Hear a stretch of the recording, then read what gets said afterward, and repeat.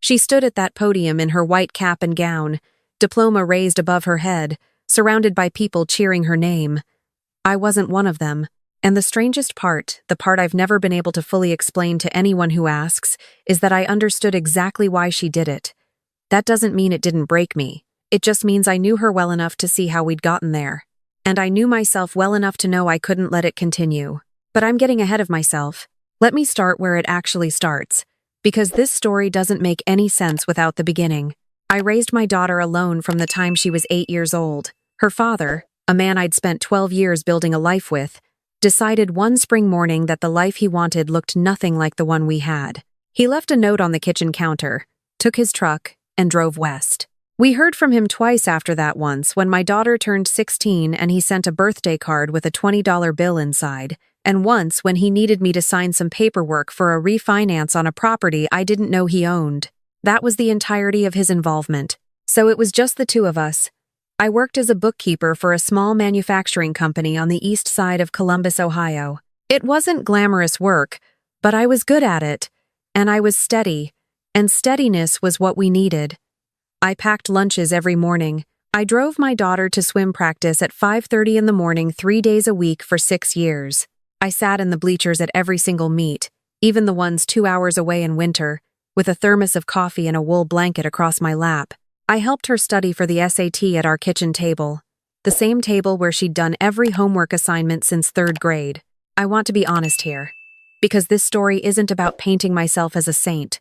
I made mistakes. I was overprotective sometimes, and stubborn, and there were years where the stress of doing everything alone made me short-tempered in ways I regret.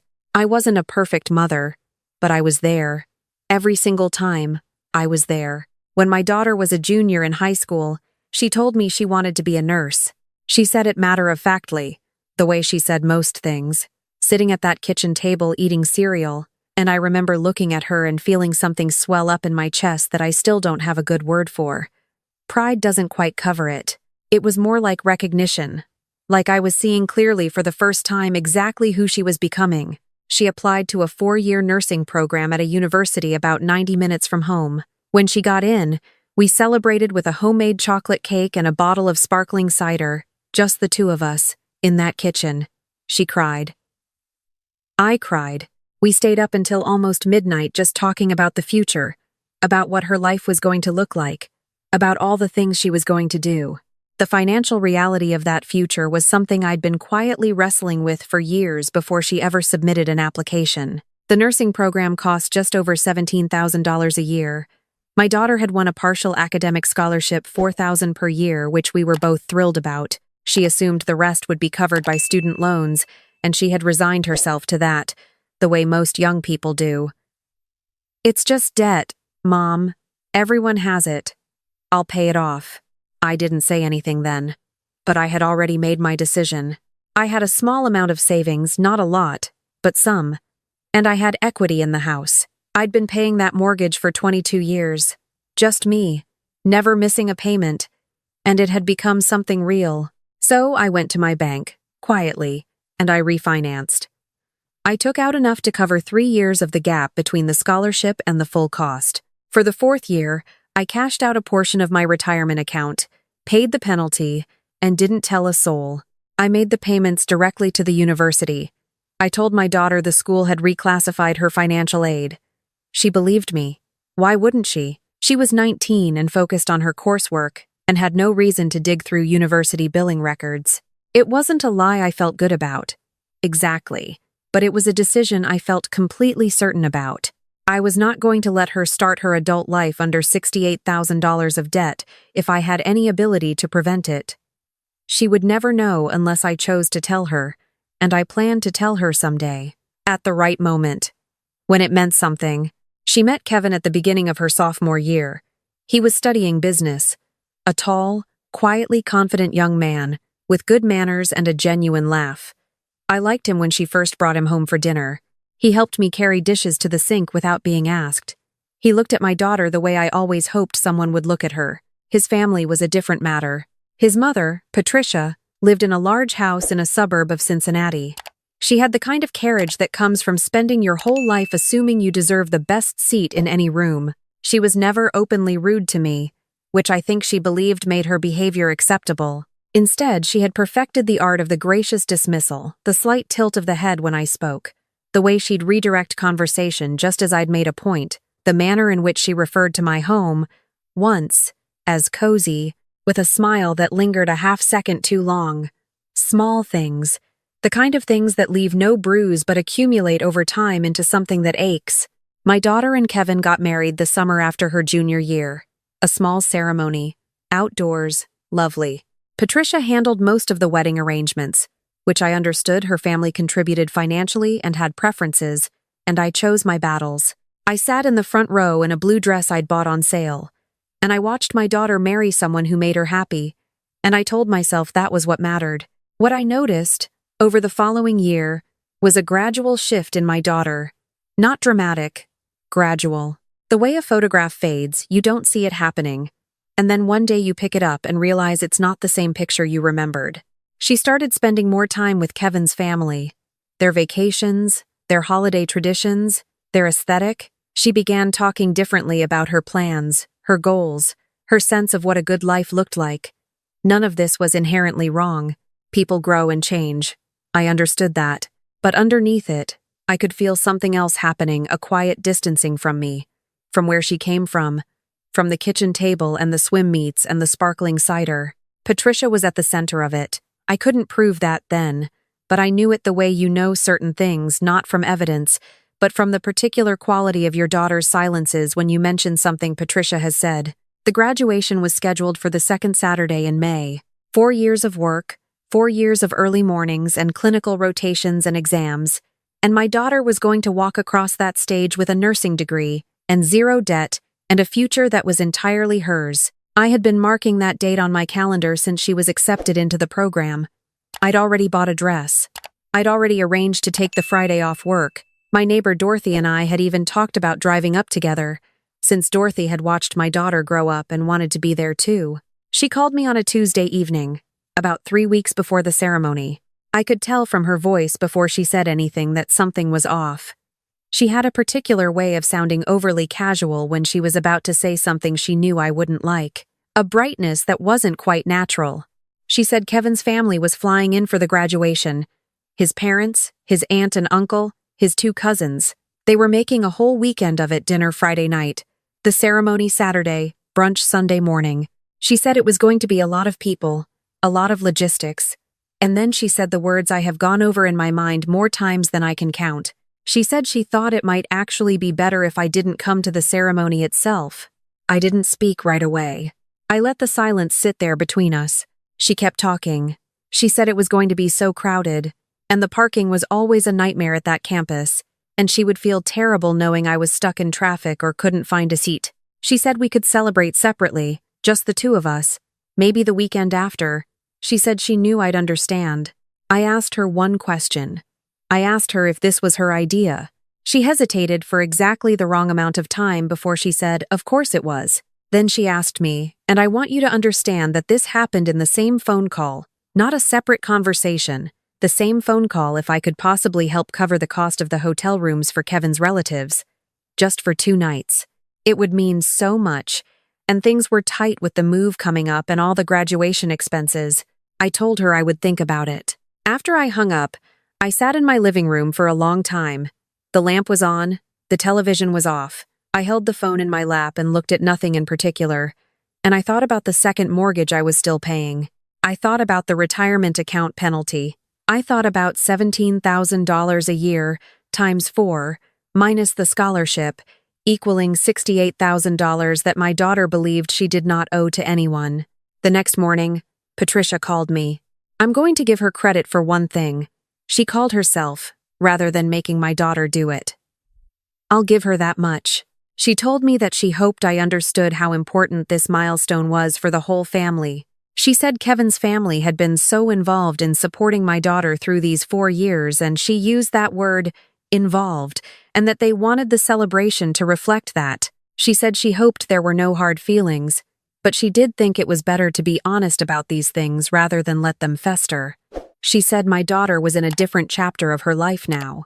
I let her finish. I didn't interrupt once. Then I said, Thank you for calling, Patricia. I appreciate your honesty. And I hung up. I sat at my kitchen table, that same table, and I opened my laptop and pulled up 4 years of bank statements.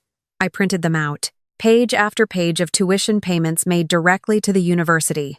The second mortgage statements. The retirement account withdrawal confirmation, with the penalty amount highlighted in red because I'd been so shocked by it when it came through that I'd marked it without thinking. I put them all in a manila envelope. $68,000 of evidence, in paper, in my hands.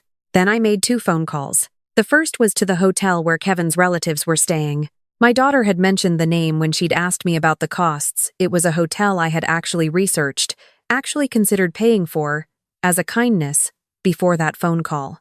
I called and explained that I was inquiring about a reservation block under Kevin's family's name. It took a few minutes of navigating, but I confirmed that yes, the block existed, and no payment had been secured, yet they were expecting payment upon arrival.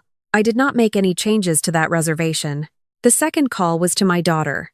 She answered on the second ring, cheerful and a little distracted. I could hear Kevin in the background. I told her I had something I needed to send her, and that I would appreciate her reading it before we spoke again. I told her it was important. She asked what it was. I told her she would understand when she saw it. I mailed the envelope that afternoon. I sent it certified mail, so I would know exactly when it arrived. Then I called Dorothy and told her we wouldn't be making the drive after all. The envelope arrived on a Thursday. I know because I tracked it. She didn't call Thursday. She didn't call Friday. Saturday came. The graduation day. I woke up earlier than I needed to, which I suppose I knew I would. I made coffee and sat at the kitchen table and tried to read, but I couldn't concentrate. I kept thinking about the campus 90 minutes away, about which moment she would be walking across the stage, about whether she'd looked for me in the crowd and remembered that I wasn't there. My phone rang at 2:17 the afternoon. I looked at the screen and let it ring twice before I answered. Her voice was different than I had ever heard it. She'd been crying. Not the way people cry when they're upset, the way people cry when something has fundamentally rearranged them, when they've been shown something about themselves they cannot undo. She said, "Mom." That was it. For a moment. Just my name. Then she said, "You paid for all of it?" I said yes. She said, "For 4 years, this whole time," and she stopped. She said she'd thought it was financial aid. She'd thought the school had she'd never questioned it because she'd trusted me and had no reason to look. And the whole time it had been me. She said $68,000, like she was testing whether the number was real. I said yes. She was quiet for a long moment. And when she spoke again, she said, "How? How did you do that?" I told her about the mortgage. I told her about the retirement account. I didn't dramatize it. I just told her the facts.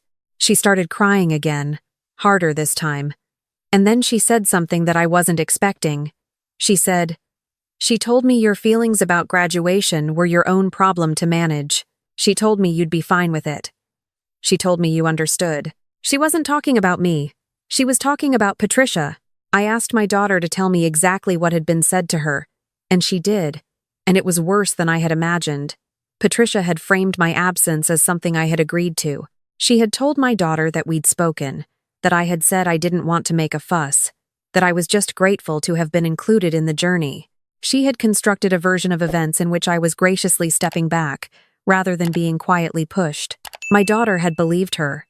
And I understood that too, because Patricia was confident and polished and spoke with the authority of someone who has never had to question whether they belong somewhere. My daughter was 24 and in love and had spent a year slowly being absorbed into a world where Patricia set the terms of everything. It doesn't excuse it, but it explains it. Kevin got on the phone. He was quiet at first, and then he said, "I didn't know any of this, none of it. Not the tuition, not what my mother told Claire." He called my daughter Claire. He sounded shaken in the way that men who are fundamentally decent sound when they realize they've been complicit in something through inattention. He asked me if he could put me on hold for a moment. I said yes. I heard, faintly through the phone, a conversation happening in another room. I couldn't make out all of it, but I heard Kevin's voice raise in a way I hadn't heard before, and I heard Patricia say his name sharply, and then there was a long silence. He came back and said, "My mother owes you an apology. I'm going to make sure she gives you one." And he said, I'm sorry. I'm sorry I didn't pay closer attention. I told him he was a good man. I meant it. My daughter came back to the phone and asked if she could come over. Not that weekend. That weekend was already what it was, and we both knew there was no resetting it. But soon, she said she needed to sit at the kitchen table with me. She specifically said the kitchen table. She came the following Wednesday. She brought flowers, which she put in the blue vase on the counter without asking where it was because she'd known where it was her whole life. She sat down in her chair, the chair she'd always sat in, not the one across from it, not a different one, and we had coffee and we talked for 4 hours. She asked me why I hadn't told her, why I'd kept the payment secret all those years. I told her the truth, because I didn't want her to feel the weight of it, because I wanted her to go into that program and focus entirely on becoming who she was going to become, without spending 4 years worrying about my finances. I told her that when you love someone the way I loved her, sometimes the most important thing you can do is hold the burden where they can't see it. She said, but you should have told me. You should have let me know. And she was right. I told her she was right. We were both right, in different ways. And that's the thing about the complicated love between a mother and a daughter, it doesn't resolve neatly. It doesn't arrive at a single truth. It just continues, if you let it. And sometimes it even gets better. I asked her about Patricia. She said they had a long conversation, that Kevin had been present for all of it, that Patricia had offered an explanation that was more justification than apology, but that she had, at the end, said she was sorry to my daughter for putting her in the middle of something. She had not yet apologized to me directly, and my daughter said with a steadiness I was proud of, she will. I've told Kevin she needs to, and he agrees. 3 weeks later, Patricia called. It was a brief call. The apology she offered was clearly something she had rehearsed, but I've learned in my 63 years that a rehearsed apology is still an apology. I accepted it without warmth and without coldness. I told her I appreciated the call. I meant it about as much as she meant the apology, and we both knew it. And perhaps that was a fair place to start. My daughter passed her nursing boards on the first try. I learned this through a phone call that came at 8 o'clock on a Tuesday morning, and I was still in my bathrobe, and I sat down right there on the kitchen floor when she told me because my legs went unreliable with relief and happiness. She started her first position at a hospital about 40 minutes from my house. The night before her first shift, she came over for dinner.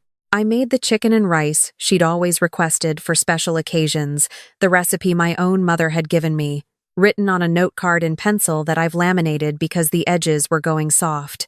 After dinner, she stood in my kitchen in her scrubs, and she asked me to check that everything looked right. And I walked around her slowly, looking her over the way she used to let me check her school uniform when she was 7. Her badge was clipped correctly. Her hair was back.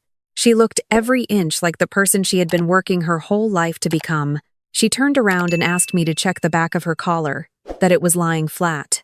I smoothed it down with both hands, and I left my hands on her shoulders for just a moment, and I thought about the swim meets in winter and the kitchen table and the sparkling cider and the second mortgage and the retirement account and the certified mail and the Wednesday she sat in her chair and told me she was sorry. I thought about all the things love looks like when it isn't visible. Then I told her she was perfect. Because she was. She went out the door and down the front walk and got into her car, and I stood in the doorway until I couldn't see her taillights anymore. Then I went back inside and washed the dishes and turned off the kitchen light and went to bed. And I slept better than I had in months. I don't tell this story because I want sympathy. I've had enough years on this earth to know that sympathy is less useful than understanding. I tell it because I know there are women out there who are carrying things that no one around them can see. Second mortgages, cashed-out accounts, long drives in winter, packed lunches, early mornings, and who have been told, in one way or another, to make themselves small so that other people can feel large. I want those women to hear this. The receipts exist. The record is there. And there is a version of the story where the truth comes out at exactly the right moment, and it changes everything. You just have to be willing to send the envelope.